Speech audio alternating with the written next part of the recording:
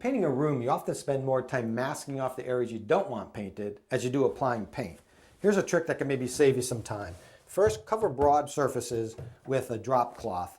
And then for other surfaces such as this backsplash, try using sealing wrap, which is basically just plastic food wrap that has an adhesive on one side.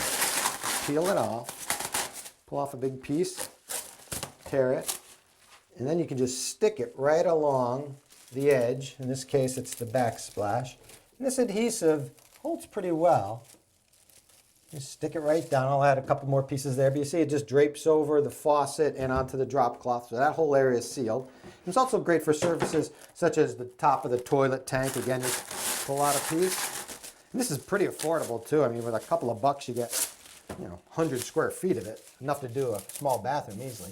But anyway, you just stick it down. Now, because this is plastic, the paint won't soak through, so you don't have to worry about staining any surfaces. And when you're done, just peel it off, toss it out, and cleanup is done.